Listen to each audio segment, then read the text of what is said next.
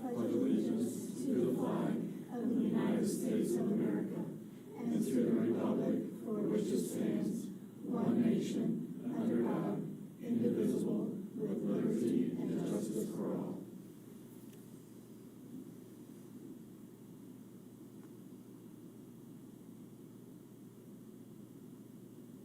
Thank you. Please be seated. May we have roll call? Amy Lore. Oh, present. Sorry, I was coughing. Rick Berger. Present. Carrie LaBella. Present. Stacy Killian. Present. Ken Warner. Present. James Skelton. Present. Christina Christ. Present. Thank you all for being here this evening. At this time, we have a couple of presentations from some of our students. We want to welcome the Terre Haute South Vigo Black History Makers of Tomorrow Scholarship.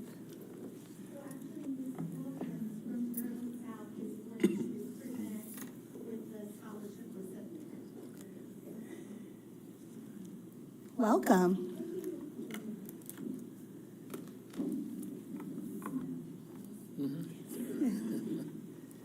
And you can move the microphone in front of you if you need to. To make sure the people at home can hear. This is Mrs. Lene Owen, and she is a senior at Terre Haute South Vigo High School. And we nominated Lene to be a Black History Maker of Tomorrow through a scholarship with the National McDonald's franchise, and she won. So she's an amazing student. She's got a 3.96 GPA cumulative at Terre Haute South. She was our fall homecoming queen, and she is in all kinds of activities at Terre Haute South, National Honor Society, Student Council, the Tribe, and we're super proud of her. Congratulations, Lene. Are you a senior this year? Yeah, I am.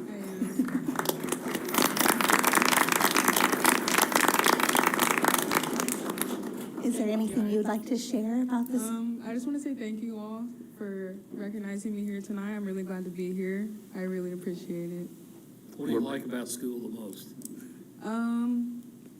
Probably just like seeing everybody and like being able to put yourself out there and like, I don't know, I feel like school has like brought me a lot of my friends and like just like a lot of happy memories, just like all the dances, homecoming itself, that was really fun.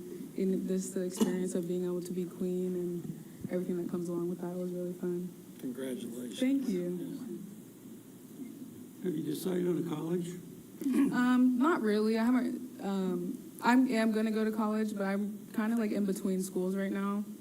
So, but I'll probably be going to Ball State University or maybe IU, Bloomington, Indiana. Yeah, Bloomington.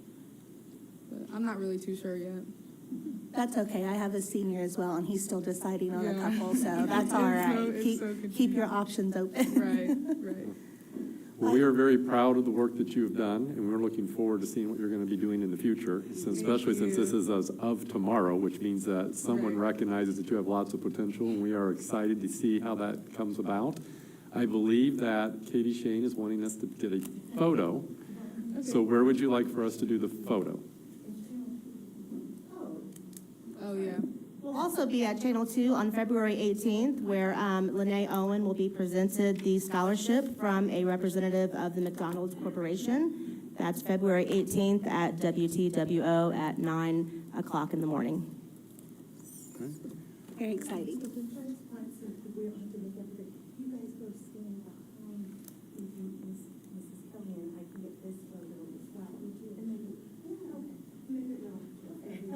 Come on back here, guys. Katie's good at making sure everyone's in the photo, so we all. Do you want us to stand or sit, Katie? Okay. Okay. What do you want us to do? All right, let's do that. Just make everybody watch.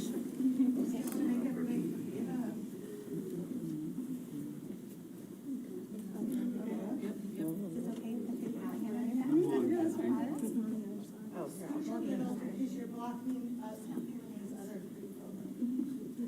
Are you ready? Thank you. I want to brag on you. Thank you. Congratulations. Thank you. We're super proud of her. Thank you.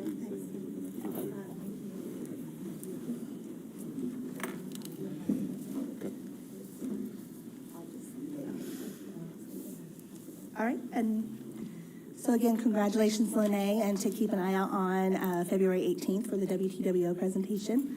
And next, we have the West Vigo Middle School Basketball WIC Championship team here. So we'll invite the players to come up, and their coaches, Tommy Roberts and Charlie Punk, are going to come up as well. They've prepared a little info. You guys look great in your shirts. I love them. Yeah. I'm taking the shirts.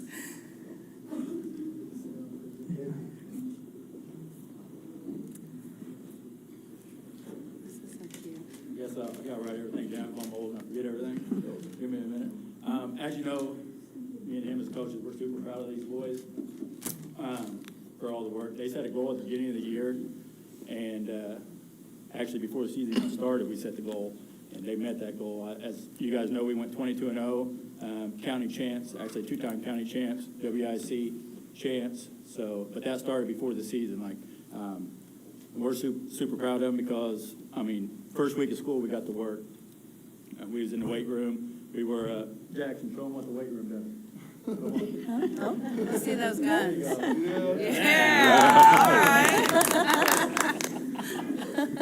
So they put the work in, open gyms, even when season started, we practiced longer, harder than any other team out there.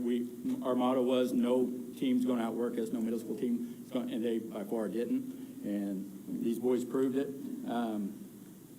Another thing is, of course, that all resulted in what they had, but we also believe that you guys should be proud of them too, because during our 22-game regular season, we played multiple out-of-county schools like North Clay, Sullivan, Edgewood, Tri-North, Owen Valley, North Davies, list goes on. So we represented people, people outside of our county got to see a little bit of what Vigo County sports was like. And during that 22-game spree, not one of these boys got a technical call, not a coach got a technical call, a flagrant foul, anything like that was called. And that's a little bit of their character, kind of representing that in that way. But also want to say a little bit more about their character. On top of their character, majority of these boys standing behind me either had high honor roll, or exceptional honor roll. Nice. Close in hand. What's your grade point out of it? Say that louder. Okay, you hear that? That's wonderful. Good So job. that's, so they're getting it done in the classroom as well. I'm not gonna say up here and say these boys are perfect, because they're not, and I'll tell you a little bit about our character. We was playing in an 8th grade tournament, not anything to do with our 22-game. We was playing up against some 8th graders in a weekend tournament. One of my boys got a technical, and instantly it melted him, okay? He said something he shouldn't have said. The other team got 3 technicals before that, so it was a chippy game. But he said something he shouldn't have said, and I seen on his face, yes, he got dealt with. He said the rest of the game, got benched. But his character, when he said it, he knew it was wrong, and it hurt him because he knew that's not what he represented. He knew that's not what I represent. He knew that this is what the team did not represent. So it hurt him, and that made me more proud because of the fine young men these guys are turning into. That's winning, being undefeated, and winning the county, and WIC was just a bonus on top of the character these boys have. So I'll let Charlie take it. You got anything to say? So Charlie, I can't believe you got no technical? No. All right. Good job, boys. So what'd you guys learn from this? So you went 22-0. Cole, what'd you learn? I learned how to be a better person, not just on the basketball court, but outside the basketball court. Okay. I will say, I forgot to say, when we was playing out of county schools, not one time did I leave the gym without a coach saying how awesome it was to see our boys play so hard, or how awesome they played as a team. So every time we left the gym, there was someone always complimenting us, like, wow, West Vigo's really got it going on. And and that's a representation of these boys standing behind us, buying into it and doing what they do. How long have you two been coaching for us in the school? Well, this is his second year with me. I've been 6 years. So we had these boys as sixth graders as well. Okay. And they were county champs last year. They lost one game. So in 2 years, they're 48-1. Wow. So, and we bobbled. We lost the game by 5 points, and we grew from it. And that's why we set the goal high this year. And the team that beat us last year, we defended that all year long. And, I mean, hard work. And these boys are a fine example of it. So. Thank you so much for coming. Are you guys already preparing for next year? Yeah. Well, congratulations. Hold your head high and be proud of that, and memories to last a lifetime for sure. I think we may want a photo. I think so. My understanding is the reason why we recognize this is the first time in West Vigo history that we've won the WIC. Is that correct? Yeah, for middle school. Actually, I think it's the first time in Vigo County school. Yeah. I don't know any Vigo County school that's won WIC as middle school. Yeah. So. Well, that deserves another round. Tommy is an SPO also. Yeah,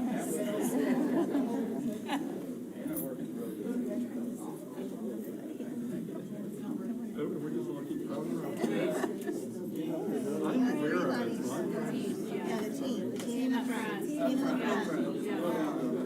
You guys are the guys. Yeah, you guys can kneel down. Can you push this? Ladies up front, right? Yeah.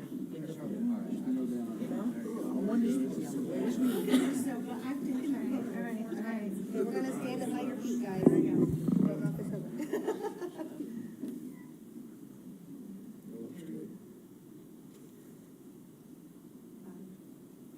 Congratulations, guys.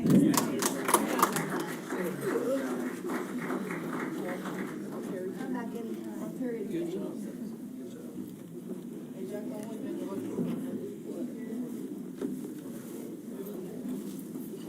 For those of you who were recognized this evening, you are encouraged and welcome to stay, but if you've got other things going on in life, you are welcome to excuse yourself. Have a good evening, guys. Thank you for coming.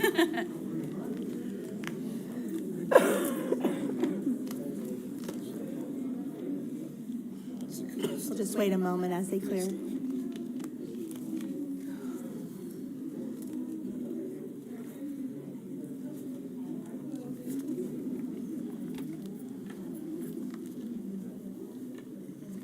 I guess just a little plug too, if there are other student activities or student recognitions you'd like for the board to have come for a meeting, we love having them. It's always a great way to start the meeting and be reminded why we're here and doing what we do. We're going to move on to our first call for citizen comments, and these are comments made only on agenda items, and at this time, I do not see any. Everything else will be held for the remainder of the meeting at the end. And just a reminder, as we do comment sections, we be mindful of our word choice used, and as well as you have 3 minutes per person. We can't defer time. But also remember, if that's something that you're not happy with, you are welcome to talk to any of us as board members or request a meeting with us at any time as well. We're moving on to our consent agenda. Do I have a motion for approval? I'll make a motion to approve the consent agenda as presented. I'll second that. We have a motion and a second. Do I have any comments or questions? All those in favor signify by saying aye. Aye. Opposed or abstain? Thank you. Next, we have our new business, the personnel report and professional leave request.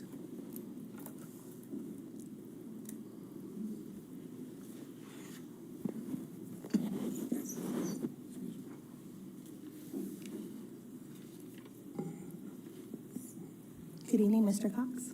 Good evening. Administration requests approval of personnel professional leave reports presented this evening. I move to accept the personnel and professional leave requests as presented.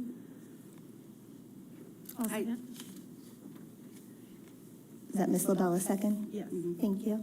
We have a motion and a second. Are there any questions or comments from the board? Seeing none, we have a motion and a second. All those in favor signify by saying aye. Aye. Oppose and abstain. Thank you. Thank you. Next, we have for this evening the Early Literary Achievement Grant Resolution. Administration requests approval of the resolution to establish a supplemental pay for teachers and instructional coaches who provided literacy and reading instruction in kindergarten through third grade for the 23-24 school year and are still employed with us at the time distribution of grant. I'd be happy to answer any questions that you might have. I'll make a motion to approve the resolution. Second. Are there any questions or comments from the board? So this was for the current, like the science of reading stuff, or is that previous to that? This is specific from the state. So we received this last year as well. It came from in front of you last year for this same resolution. Last year, we received $185,000. This year, we received $85,000. And so I brought this back for another reading so I can distribute that money in March. And this is for the 23-24 school year. And our employees then have to be still employed with us when distribution happens, which would be in March. That some of our teachers have moved from third grade to maybe teaching fifth grade now. So those are the ones that would be receiving that. They had been in instruction K through third last school year. I think the important thing to note here is that this is from the state, and the state dictates the rules that we have to follow in order to distribute this money. It's really not anything that we get to choose. It is outlined, and we follow by what was outlined. Can I ask how many teachers we expect to We, receive? we believe there's 300 individuals at this point in time that will receive somewhere between $200 and $300, and that is before taxes are out.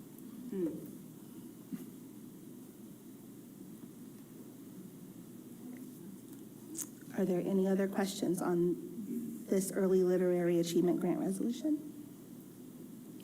We do have a motion and a second for approval. All those in favor signify by saying aye. Aye. Opposed or abstain? Thank you. Thank you. Next, we want to welcome Dr. Rochendale and Kurt Brenniger for an update on our school safety procedures. And Dr. Megan Kirk.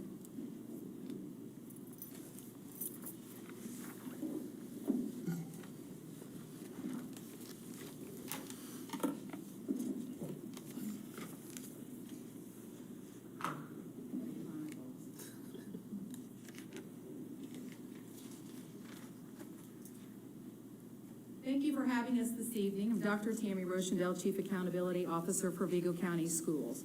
Dr. Megan Kirk is our Behavioral Health and Wellness Coordinator, and Mr. Kurt Brenniger is our Coordinator of School Safety, and they'll be joining me this evening in presenting our department, the Office of Accountability. We want to provide you with a brief update and overview on school safety. Our SPO program, we have armed and uniformed officers in all of our schools and the Aquatic Center and Learning Lab. They work closely with local first responders and building level administration. They receive ongoing training, and their presence alone is a huge deterrent to possible disruptions within a school setting. They are not in our schools for disciplinary reasons, but safety and security reasons where there could be a potential for harm. We work hard to support, select, and maintain SPOs that have a positive impact on the climate of our buildings. SPOs work with administration to examine building needs, both interior and exterior, to maintain safety. They also work with us to ensure work orders are submitted as appropriate. In regard to our camera system, our SPOs and administrative staff, along with deans, have access to and monitor our vast camera system. High schools and middle schools now have approximately 130 views, and elementary schools have approximately 40 to 50 views. We have 1,563 views corporation-wide. Our local 911 dispatch system has access to our camera system, and this has proved advantageous numerous times and benefited our community at large. We have updated our system storage, and it is cloud-based. We can now maintain video for a much longer period of time. In regard to improved communications and building security, we have recently conducted an extensive radio audit Or more specifically, I should give credit to our administrative SPO, John Hopper, who worked on this vast project. We wanted to ensure that each building had the proper number of radios and functioning radios. Over 600 new radios were obtained through grant funding, and most buildings are now fully digital. We have 4 buildings that we have to bring up to speed. We continue to work closely with our community partners at the Terre Haute Police Department, Sheriff's Department, and West Terre Haute Police. We're working with our local juvenile justice system to develop more impactful interventions for the students and families we serve. We meet regularly with DCS as our local needs and issues are on the rise, and we must work together to take care of the youth in our community. Building security is an ongoing dialogue and mission. Guidelines are provided to schools, and building administration lead regular drills to ensure procedures and protocols are in place. ALICE training has been provided to all staff, and this occurs annually. We are sending building level administrators to the IDOE training every year so that every school will have an administrator who is a school safety specialist. At this time, I will turn it over to Dr. Megan Kirk, who will share some things with you about our new behavioral threat assessment and management teams. Good evening.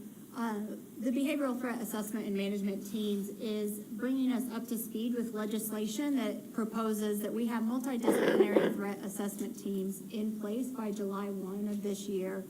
In doing so, Kurt Brenniger and I are working with administrators, school counselors, deans, and school safety specialists to update these processes within our school corporation. So we are working with these teams. We are completing a couple workshops with them to work through the different stages of the screening process to determine if the threat is valid.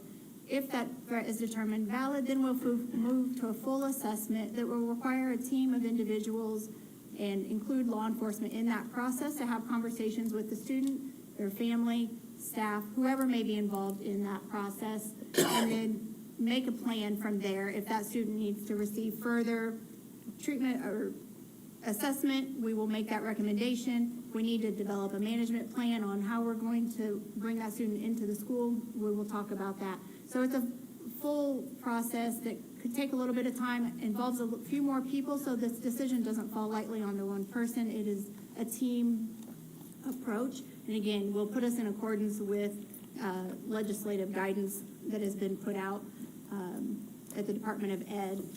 And then we have one more training coming up here in February to complete that process and get us ahead of the game for July 1.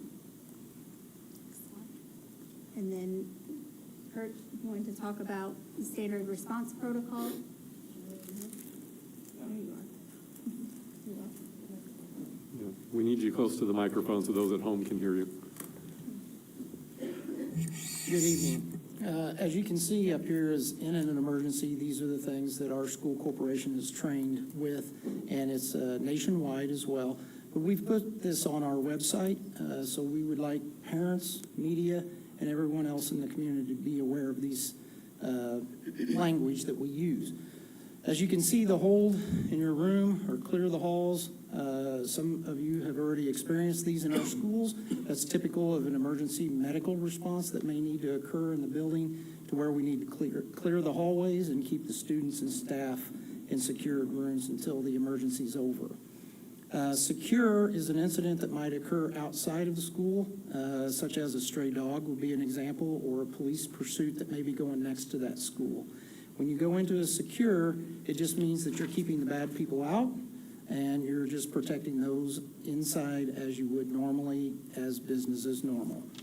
Lockdown is a very tight situation. This would be in the worst case scenarios. I won't go into a lot of details of it, but if you have to go into a lockdown, and we announce that and put that out, there'll be other information that would follow along with that. But the schools are trained specifically in how to handle their lockdowns at each specific school.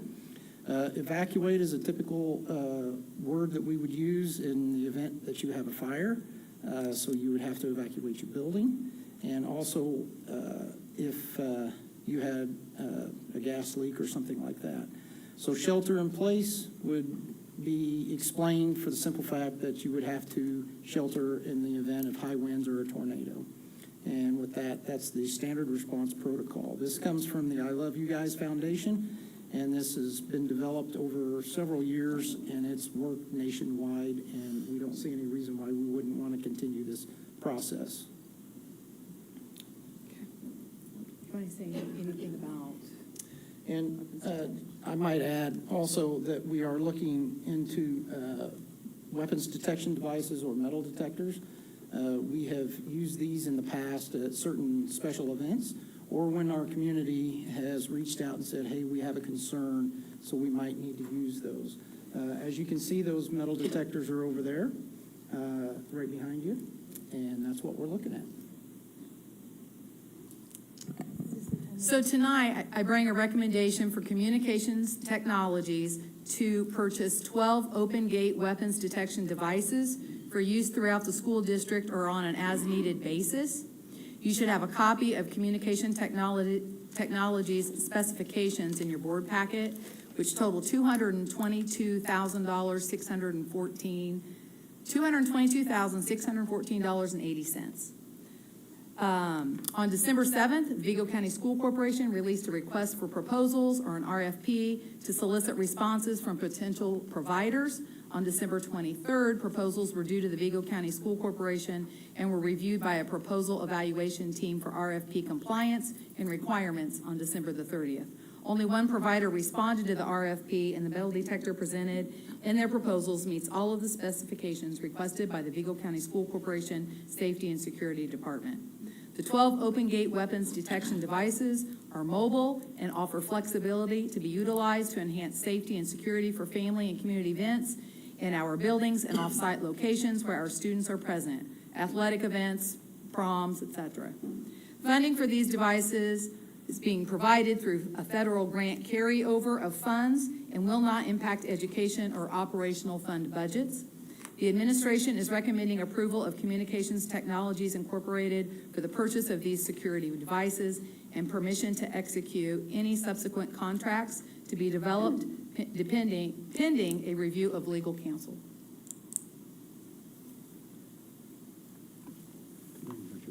Is there a motion for approval of the RFP for safety and security equipment? I'll make a motion to approve the RFP. I second. So we have a motion and a second. Are there any questions or comments from the board? I have a question, not necessarily related to the open gate systems, but related to the ALICE training. Having seen that implemented as a board member, could you just talk to us about what's the confidence level of our staff at this point, having worked with that for several years, about being able to deal with these situations as they come up? Thank you for that question. What it does is it empowers the staff to make a decision on their own, considering the circumstances that they may be in. So it gives them that power to make a decision. And right or wrong, they just have to make a correct decision that the best with what they're represented and what they can see in front of them and what they can do and how they can react to that. And Alice just informs them that they are able to do that. And we teach them those skills when they come on with the corporation. We teach them that they have that opportunity to make decisions to either evacuate, lock down, or secure and save themselves in that facility, or counter if they need to counter, which would be the acronyms of Alice.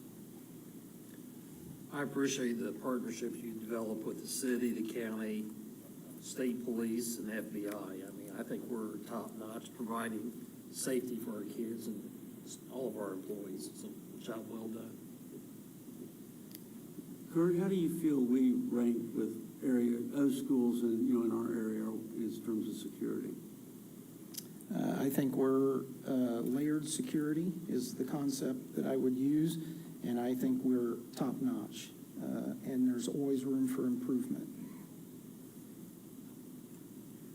I know we've experienced social media being a threat for our schools, or that you have to investigate. Could you just maybe explain a little bit how that process may look? I know when you see that come out on social media as a parent, we think worst case scenario, and sometimes we spread information through social media that may hinder an investigation or cause some complications.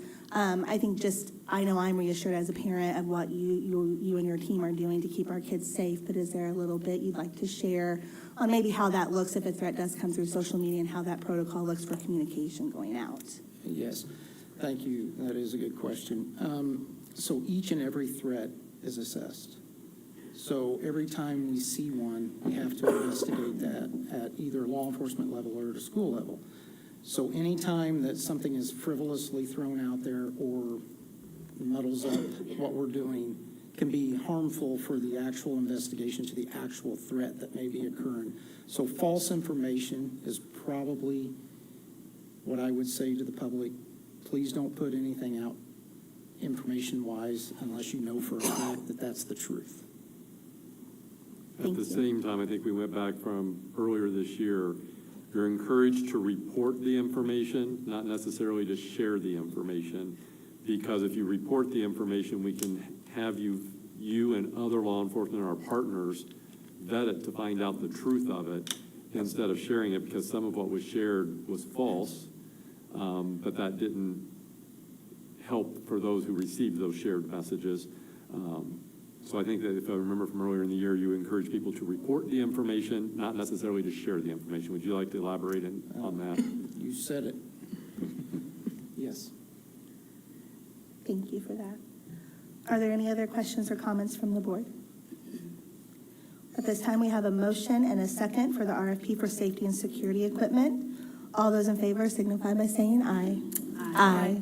Opposed or abstain? Thank you.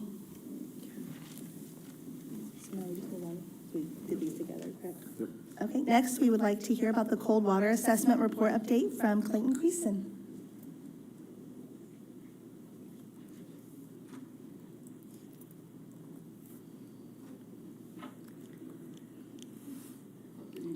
Good evening. I want to make sure you speak into the microphone for those at home. Okay, so we'll start with our cold water assessment or reassessment report. So just a little background here. Each year, the school corporation performs a voluntary cold drinking water assessment in buildings, and that's on a 3-year rotation. The testing is performed by an independent outside contractor specializing in indoor water quality. That's ACM Engineering and Environmental Services. The most recent tests were conducted this past July, prior to this reassessment that I'll get to here in a second. So representative samples of the cold drinking water are collected at drinking fountains and sink locations. The test results are analyzed for lead and copper concentrations, and we received a full report last September. In addition to the consultation with ACM Environmental, we also report our findings and consult with the Vigo County Health Department for full transparency of our process, data, and actions taken. As previously reported in October of 2024, per recommendation of the Vigo County Health Department, we changed our procedure to give us better data for lead and copper within the water lines. This change represents a first draw sample to be included in our report, in addition to the flush draw sample that we've taken in previous years. The difference is a flush draw represents the water use in a building that is much like the daily normal use of a facility. A first draw is taken after the building has remained stagnant for at least 8 hours. The sample is taken straight from the fixture while the water has been resting in the pipes and fixtures. The first draw helps identify lead or copper that may be sitting in the lines when the water isn't moving through the pipes. The recommendation to update our data is a best practice approach and was introduced into our process last year. And a summary of the results in our action plan are as follows. So we tested 9 schools last year as part of our 3-year rotation. Devaney, Deming, Terre Haute North, Facility Operations, Wabash, Terrytown, Otter Creek, Fuquay, and Sugar Creek Consolidated. Testing took place in July. The results were back in September. Immediately upon receiving the results, actions were taken to begin replacing fixtures with elevated levels of lead, and flushing protocols took place. 5 schools, Devaney, Deming, Terre Haute North, Wabash, and Terrytown, had samples that included elevated levels above the state lead action level. It's noted that every location with the elevated levels was a first draw sample only. In every case, the flush sample, which represents the normal daily usage in the building, levels were below state action. This new first draw data allows us to dig deeper into our conditions of our piping and water delivery in our buildings with a focused effort. ACM Engineering and Environmental Service recommended changing the faucets and valves at the locations of each sample and flushing the faucet for 10 minutes. There are multiple recommended practices for the length of time that you can flush the fixtures. When studying the data, we noticed that most of the fixtures in locations that are not heavily used, most of them were in locations not heavily used, so we implemented a 3-hour flush approach. These actions were completed and a resampling was conducted in November. ACM Engineering and Environmental Services performed a school building cold drinking reassessment for us on 8 schools. I'll note that Sugar Creek Consolidated during the initial testing had no elevated levels. So they did the reassessment on the other 8 schools, and the sampling locations for the reassessment were 66 samples where lead and copper concentrations in the drinking water equaled or exceeded the lead action level during the initial drinking water assessment last July. In conclusion, some elevated concentrations were reduced to non-elevated levels in the buildings. However, there's still many samples containing elevated levels of lead or copper, and after initial response actions were implemented. The testing results were reviewed in person with 4 members of the Vigo County Health Department, resulting in the following recommendations. Around the lead, there was only one sample location that was of concern to the health department. That was at Deming Early Learning Center. And I did find out that where they did the original assessment, there were 2 fixtures there, and the one that was tested in July, they changed. The other one, when they came back to do the reassessment, they said it looked older because it wasn't changed, so they tested it, and it tested high. So we changed it out as well. So it was immediately replaced with a new fixture, and I'm going to have them do some retesting on that here soon. They'll actually be here Saturday doing some further testing, but it's noted again that every location with elevated lead levels was a first draw sample in the reassessment as well. Copper, of the all 8 of the reassessed buildings still have elevated copper levels. Following recommendations from ACM and discussion with the Vigo County Health Department, investigation into implementing a copper corrosion control program is underway. The CCC program is a strategy implemented by water utilities to prevent copper pipes from corroding by adding chemicals to the water supply, creating a protective layer on the pipe's interior and minimizing the release of copper into the drinking water, thereby protecting public health and ensuring water quality compliance with regulations like the lead and copper rule. The lead and copper rule was developed by the U.S. EPA to reduce lead and copper levels in drinking water, and it requires schools to implement corrosion control treatment practices of source water in their if their drinking water exceeds the copper action level. So given the data collected with the new procedures for the first draw samples, the VCSC would need to get a new baseline of data for all schools throughout the district so we can make intentional decisions on needed actions with our water delivery systems. So rather than wait for the 3-year rotation to get the rest of the schools, ACM will conduct cold water assessments on the remaining 21 facilities beginning this Saturday, the 15th, at which time I will have them retest the one fixture at Deming as well. So the entire report will be posted on the website later this week, and it's in its entirety, and it was shared with the Vigo County Health Department along with the actions we've already taken and our plan moving forward. It was agreed to have a good and proactive plan, and the data shows, along with our actions, that our buildings are safe for occupation. And this is a board update, not asking for any further action from the board, but we'll take any questions or clarification as needed.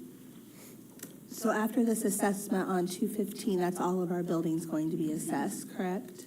Yes, and they won't be completed on the 15th. It'll probably take It'll a couple, start 2 or 3 Saturdays. We do it on a Saturday, so we have that stagnation period of at least 8 hours.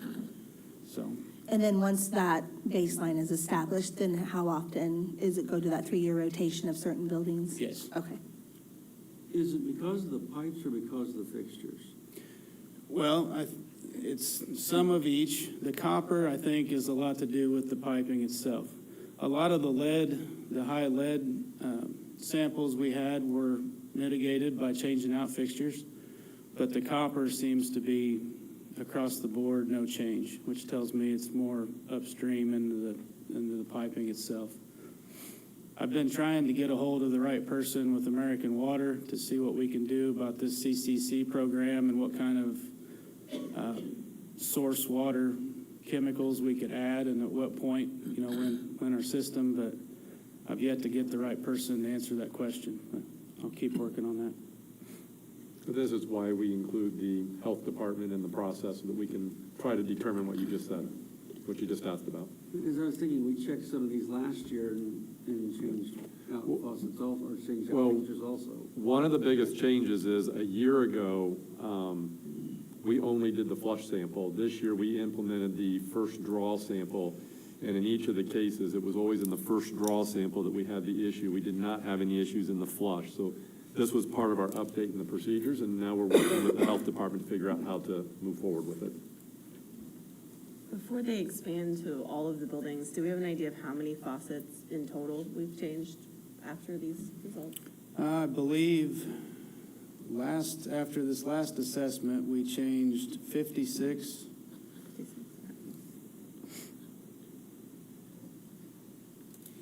So Clayton, you need to contact, shoot me an email what your needs are, and I think I can help you with anything in American Water. I thought about you today when I was playing phone tag with a couple guys. Yeah, let me, just shoot me an email at Duke and let me go and track someone down for you. Sounds good. Thank you. Thank you. I guess just a question or clarification. At this time, anyone listening, is our water safe for our students to be drinking and our staff to be drinking? Yep. Is that correct? Yeah, yeah, the health department, like I said, they had no concerns about the lead except for the one fixture at Deming. Their age, 7 years and under is the only age they're concerned about with lead. So. Thank you. Yep. I just want to make sure of that. Yeah, we have been we've been sharing the data with the health department. We've been following the lead of the health department. The health department has assured us that the protocols that we're going through and the steps we're taking are right, and they have no concerns with our kids continuing to be in our schools. Thank you. I appreciate that transparency process you're providing. Are there any other questions? Moving on, Mr. Creason is also going to present on the air quality testing update. Okay, so our internal air quality, again, the Vigo County School Corporation takes a proactive approach to monitor indoor air quality in our schools. Each year, we voluntarily test 1/3 of our buildings for indoor air quality as part of our preventative maintenance plan. These tests help us monitor our controls of indoor air quality and highlight any areas of concern. Some of the areas we test for mold, humidity, carbon dioxide, carbon monoxide, etc. Recently, we received the results of our IAQ test conducted last fall. After review of the data, we found that of the 9 schools tested, 7 showed results that are in acceptable levels in all areas. 2 tested for levels that we are taking action on for mold. So the buildings that were tested this last round was General Services, Wabash, Deming, Devaney, Sugar Creek Consolidated, Terre Haute North, Fuquay, Terrytown, and Otter Creek. Like I said, 2 buildings had an area that showed slightly elevated airborne particles for mold levels. It was in Terrytown. They had 1 room that tested above the recommended threshold for mold, and upon review of this data, we'll install an air scrubber in that room and work with the school for a deep cleaning of the space, remediate any ceiling tiles, wall paint issues, etc., carpeting. And the other room was actually a wood shop at Otter Creek that had above levels for mold. And again, we'll put an air scrubber in there and do any remediation work on ceiling tiles or potential sources. And then upon completion of all remediation efforts, the second air quality test will be performed to make certain that we've made the proper impact. And again, these reports will be posted on the website in the coming days, and I'll take any questions. How long does it take to completely resolve, or, I mean, what's the period of time between when you'll test? And retest? It's a good question. I don't know if I think as soon as we feel like we've done the proper remediation, I can get them back in to retest. And we'll leave those air scrubbers and things going until they come back and test and make sure.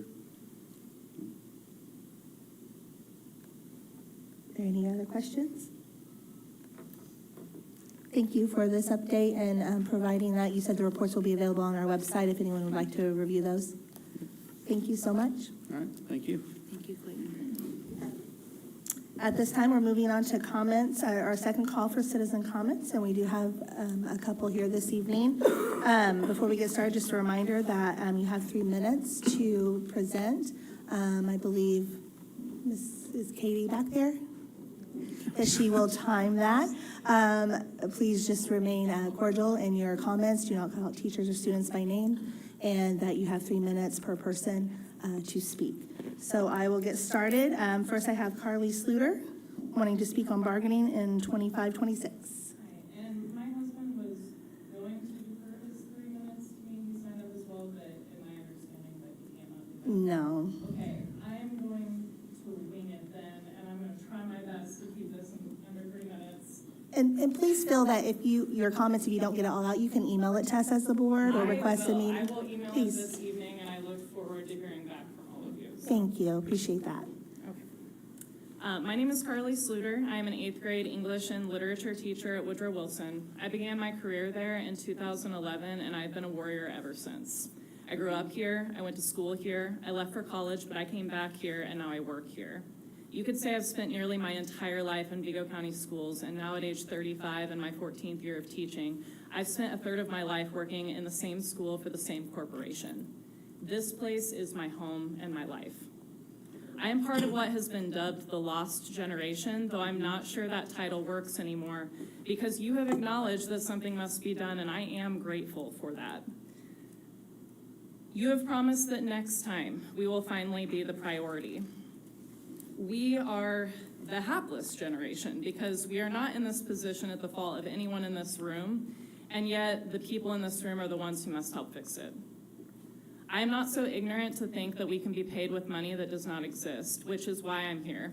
After reading about our new governor's tax plan and seeing how much money our corporation stands to lose, I am terrified by what that might mean for our next bargaining session. I'll be honest, I was not pleased by the decisions made in our last contract. As a reasonable person, I can understand the logic of focusing on starting salary. We do need to attract new teachers to our profession, and we do need good teachers joining our corporation. But what you implied to us when you did that was employees we don't even know are a higher priority than you. It's difficult not to take that personally when so many of us are pouring ourselves into this profession. Being a teacher is not just some job, as you know. Teachers cannot do this job well unless their hearts are in it, so personal is an understatement. Teacher pay is a statewide problem, but our corporation must own where we have dropped the ball in the past. Even if no teacher in the state of Indiana gets a raise next year, the reality is that I can personally give myself a raise just by moving districts. My best friend works for Clay County. Her raise this school year bumped her to 61.5. I was just recently bumped to 50.15. She has been teaching 1 year longer than me. When I consider how much more money she has earned over 15 years compared to teachers with the same expertise, just because she drives 20 minutes to a neighboring district, it is disheartening to say the least. When I bring up these differences in pay, a common response is, why don't you just leave then? The sad reality is that many have, and the longer I continue to wait for next time, the harder it is for me to come up with an answer for why I don't. I haven't left yet because I care about the state of education in this county. I know that I am an effective educator. I do not want to see what will happen to this corporation if the majority of effective educators leave. I stay because I am loyal to my own detriment. I have watched a significant number of talented, experienced, dedicated teachers, my friends and people I respect, leave our buildings to teach in surrounding areas. If something doesn't change here, it will only get worse. If it was imperative for our corporation to make our starting pay competitive because we were afraid that we would miss out on the best hires, then we have to make pay competitive for the people who already work here, or we are going to miss out on the kind of competency one only gains from experience. I'm here tonight because next school year, you are going to have to find a way to keep the promises that you've made, and probably with less money from the state. Last time you made a choice and it was not us. You said next time, and I hope that you will stand by those words. We are not the lost generation. We are the loyal generation. We are right here and we always have been. If this corporation is a building, we are the foundation. Please do not neglect us, because no matter how strong this building might be, continued neglect will crack the foundation and the entire building will fall apart. Thank you. I probably went over, but I appreciate you listening. Thank you. Thank you. Thank you. Thank you, Mrs. Sluter. So, Josh, you're not speaking this evening? Okay. Thank you for being willing to come this evening and speak. Next, we have John Olson, the SAT/Lost Generation. Is that correct?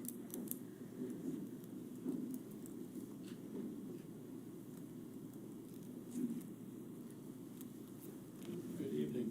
Good evening. My name is John Olson. I'm a licensed psychologist I've worked with, in, and around the Vigo County Schools for about 40 years. First, I would like to say I can't compete with the eloquence of Mrs. Sluter. We have lost good people. We're not comparing apples to oranges and corporations. We're comparing apples to apples. And one of the most objective ways of showing how much we value people is money. And their loyalty has been to their detriment. My second topic, which I have 2.5 minutes to cover, I supervise a doctoral intern in psychology, and I wanted to see him at a student assistance team meeting, so I went to Farrington Grove Elementary School. My last 22 years, I've been retired 10. My last 22 years, I was with Covered Bridge Special Education District. Student assistance team meeting deals with students who have social, emotional, behavioral, and academic problems. And it's something to come in after 10 years and see what kind of progress is made. This was a business meeting that started on time, had a timer to keep things moving along. 10 years ago or so when I retired, if you had 10 people in rooms with computers, they were doing 10 different things. In this meeting, when a child's name was mentioned, there was a Dibble score and a KTA score and a KBIT score and attendance. People were focused. It would bring tears to your eyes, how efficient they were, how effective they were. There was no I think. This was a data-driven meeting. This, by the way, was a meeting that was held after what most taxpayers would have considered a contractual day. And the dean at that school casually mentioned, when I make my calls tonight, meaning that after she finished this meeting after school, she would make her nightly calls to people at home to tell them how their kids were doing and what the school was doing for them. They showed knowledge, skill, especially adaptability. I was extremely proud of them as I left, because some of them knew me and I knew that I had extensive experience in schools. They asked for feedback, and I gave them basically this feedback. I had one criticism. They didn't seem to have the least appreciation for the job and the impact that they're doing. A relationship with a staff member is a good relationship is the best indicator of school success, and they didn't look at themselves as, I'm here to correct that and tell you, this was a fantastic group. They're to be congratulated, and I'm assuming they're representative of the school corporation at large. So 1 second to go. Thank you, folks. Thank you for sharing that you. this evening. Thank you. Next, I have on the list Josh Stonebreaker for freshman reading.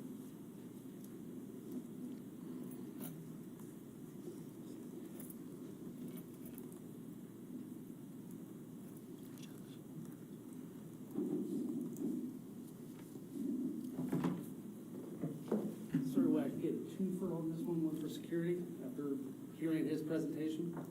I mean, you have your 3 minutes to utilize how you want. How I want. Yep. Okay, fine, we'll go with And security first. I think it's. Might want to move the microphone. Okay. I think Kurt and his team for security have done great, keeping our students and faculty safe. I applaud them for what they've done. I do have a question about the new metal detectors, what the upkeep is going to be on those, and who has to come in to calibrate them. And I see we got radios, a grant for the radios. I would like to see if we get a grant for body armor for our SPOs that are not law enforcement. They've been given a shield to carry, a 20-pound shield. If anybody's familiar with the Uvalde shooting that happened there in Texas, I was able to cross-train with one of the Border Patrol agents that was in on that. One shot was fired from that initial officer that made contact with that shooter because he shot, his gun jammed behind that shield. He was lucky enough to get off a solid shot that put the shooter down. Had he not got that shot off, it would have been a different story. So I'd like to see us move away from the shields and get proper body armor for our SPOs. With that being said, what I originally came here for was freshman reading. Talk about decorum in this. And if I was to come in here and cuss, say the F word 85 times, a racial slur, and there's some cultural stereotypes, you would gavel me, tell me to refrain, probably have me removed. We can agree on that. That's not how we conduct our business here. Nor should we conduct in our schools this way. I think it's bad that a book was put into our schools that does that.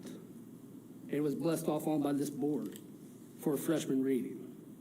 The book's called The Hate You Give.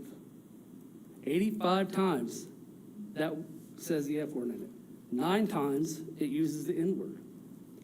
At least 2 times it uses different cultural stereotypes. Is this, if our students were to say any of these words in school, discipline would follow, correct? I mean, if they used any of these things. But yet we'll pass out a book to our freshmen and have them do reading assignments on it. I think we need to take a look at that book and find an alternative for them. That's my time. Josh, what was the name of that book again? The Hate You Give. Now, there's a movie, and the movie's PG-13, but they had to take out a lot of stuff to give it that PG-13 rating. If they had not cut stuff out, it would have been an R-rated movie. So. Thank you, I would Josh. like to follow up. Josh, after the meeting, we can talk. Thank you, Mr. Stonebreaker. And we have Terry Lorenz for the Terre Haute 10. Welcome.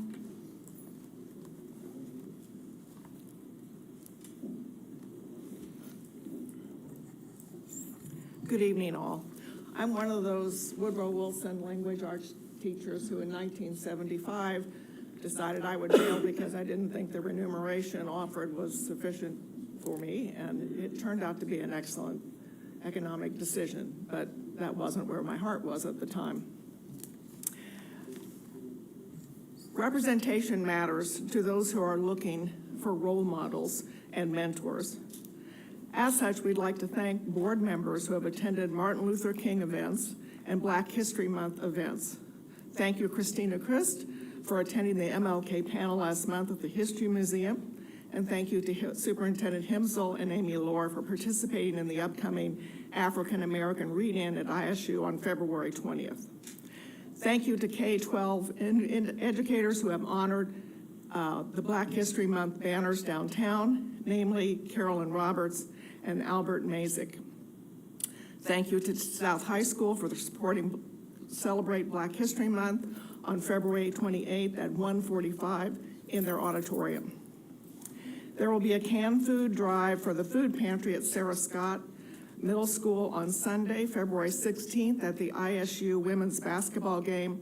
The project is sponsored by Delta Sigma Theta sorority, of which Dr. Mary Howard Hamilton is the president.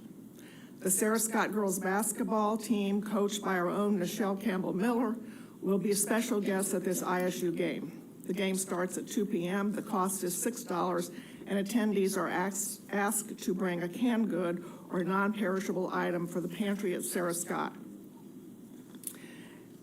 Again, representation matters, so your participation has a really positive impact on everyone in our community, and particularly minoritized children and their parents. Terrell 10 will continue to focus on recruitment and retention of Black teachers and administrators this year. We look forward to sharing with Dr. Himsel some exciting ideas and possible collaborations with colleges around the country to the end of that recruitment. We're planning to have another community listening session focusing on specific issues in our schools. There will be upcoming information posted on our Facebook page and an editorial in the Tribune Star about this initiative. Thank you very much. Thank you. Are there any other comments this evening? Okay, seeing none, we'd like to move on to information from our superintendent and board members. I've got a few things today, so I apologize for those of you following along at home. To begin, in celebration of Black History Month, as I did a year ago, was to highlight Terre Haute or Vigo County graduates. Today, I want to highlight Garfield High School graduate Greg Bell, Dr. Greg Bell. For those unfamiliar with Dr. Bell, he grew up on a farm in the southern part of Vigo County.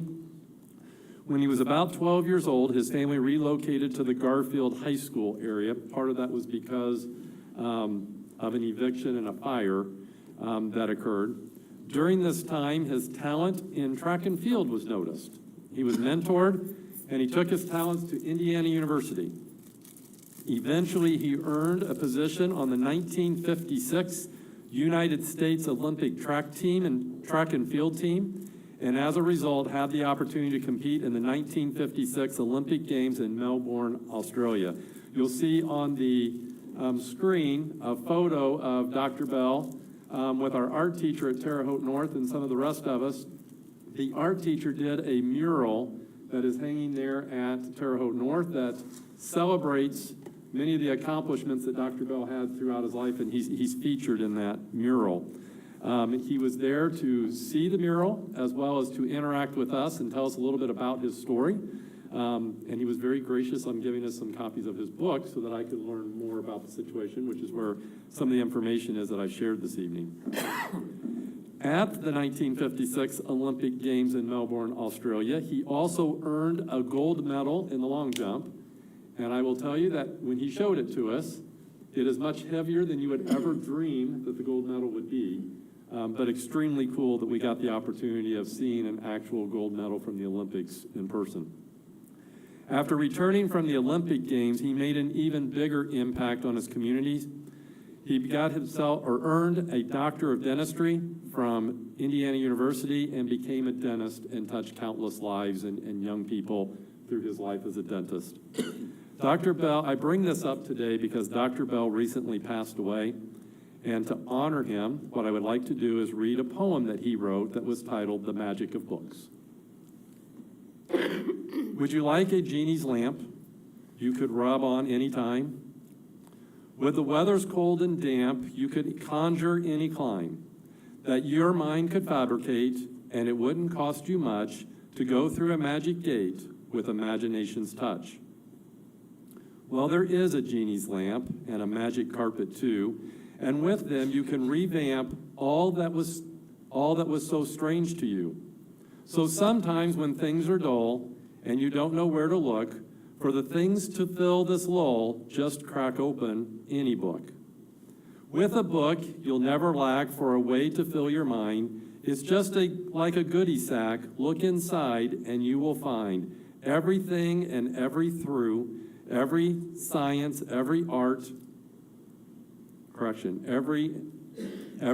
and every thought, I left off the T on my typing, every science and every art, everything that's been sold or bought, for fertile minds a supermart.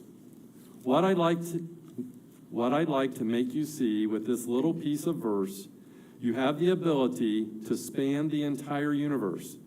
Tour the world or go to Mars. There's everything you want or need. Needlepoint to antique cars. All you have to do is read.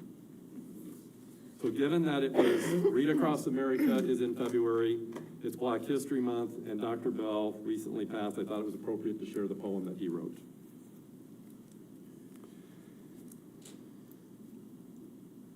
I also want to thank, we had some mention of things going on at the State House before, and first I want to recognize that in the last negotiation session, we did remove and update the language that Mrs. Sluter alluded to earlier today, so that has been changed and eliminated so that we can have the conversation. I share your concern as I watch the State House. We're going to continue to be hopeful as it progresses through the State House. We know that the budget bill will be passed by the House soon, and it will go over to the Senate. And when the Senate gets, I'm sure it'll get much more serious as we get closer to the end. But I also want to take some time to thank our county and city officials and our State House delegation, in particular Greg Good, for the work that they're doing on Senate Bill 382. We have recognized throughout that there is work that we need to do in our facilities. We also recognize that our community spoke to us during the last referendum that predated my tenure here that said that they wanted us to try to look at it through a different lens and to try to do something different in a way to solve that problem. And I want to thank our county and city officials, our State House delegations, to partner with us to try to come up with a different path forward. I only bring that up this evening because I know that there was some speaking about it a couple weeks ago, but I was unable to be there because I was out of town, and I wanted to make sure that I shared that I support this collaboration that's been going on, and I'm very thankful for the people who have reached out to try to participate and come up with some different solutions and respond to the message that was given by our community. I also know that there have been questions and increased anxiety in regard to the potential impact of a number of executive orders that have been covered by the media. We continue to monitor the situation with the assistance of our legal counsel, and we will comply with law. In a recent meeting with legal counsel, we were reminded that executive orders must comply with law and that there is a timeline that those go through before they take effect, which gives our legal counsel time to give us advice as to how to best respond to those. Our commitment to the children of our community remain first and foremost, and we will do so within the means of following the law. Absent a change enacted by Congress, many of these things are not going to change just simply by executive order, but we will continue to work with our legal counsel to make sure that we are doing everything possible to meet the needs of the children we serve and also to abide by law. With the potential of inclement weather on the way in the next few days, Jesse, we're hopeful that it stays above 34, or at least 32, but preferably above 34. Please know that we continue to monitor the situation, and we will continue to abide by our weather guidelines. If you're not familiar with our weather guidelines, they are posted and available on our website. If our buses can safely navigate our roads, we have every intention of being in session each of these upcoming days. However, if our buses cannot safely navigate our roads, safety is going to come first, and we want to make sure that people understand that if we have to do additional school closures, we will need to make up the days in June. And I just want to reiterate that. This is because of a change that was enacted by the Indiana General Assembly, which limits the number of e-learning days. And I just want to remind people, as I did in the last meeting, we have met that maximum amount. So any school closures will need to be made up in June. We are hopeful that the weather stays above 34 and the ice does not enter our area, but if it does, we want to make sure that people are aware of this. We also want to remind people that scheduled on Monday, February 17th for President's Day, there will be no school in session. We just want to make sure that people remember that. Terre Haute North High School boys and girls varsity bowling teams have advanced to the Indiana State Championship. We congratulate those teams and their participants, and we wish them good luck this upcoming weekend. We want to thank our school counselors. Last week was National School Counseling Week, and we'd like to personally say thank you to all the counselors who work so hard to keep our kids informed and to help them through some very difficult moments. We are grateful for all that you do to support them. Congratulations to the Terre Haute North Dance Marathon. The team was recognized by the Indiana State Dance Marathon and given the Miracle Maker Award by the Children's Miracle Network.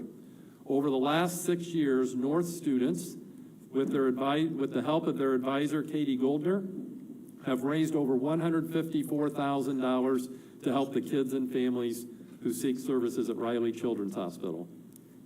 Congratulations to the Terre Haute South Science Olympiad team for earning second place at the regionals and advancing to the state competition in April. Again, we wish you good luck during that state competition. And congratulations to the students at South High School who participated in the first ever culinary and baking pastry individual competition at Vincennes University. We are hopeful that it was a great experience for you, and we congratulate you on your participation. A reminder that we try to work hard to keep up with all the amazing things that are happening throughout our school corporation, whether it's in academics, the arts, athletics, and anything else, but it is such a large corporation and there is so much to be proud of that we're not able to announce all of these things at our meetings. But if we miss something, please reach out to us to make sure that we know about it so that we can get it on our social media and other means, share with our local media so that they can get some of the good news out about the accomplishments of our kids. It is not our intent to miss anybody, but if we do, please reach out to us so that we know about it and we can celebrate those things. Congratulations to the things that our kids are doing. We're in the height of winter athletics and other competitions, and they're all in the midst of it right now. Good luck to all who are participating and representing our community. Are there any comments from the board? I want to point out Dr. Bell's father was Dr. Iverson Bell here, who was a veterinarian. He had his office up by Ben Franklin's school. He was a longtime school board member also. And I know because he was on the school board when my dad was hired and started. I'll just share, my family and I went to Dixie Bee at the end of January to the Korean Culture Festival. It was sponsored by Indiana State University, and it was a wonderful evening. Former school board member Jackie Lauer was there. She had a great time.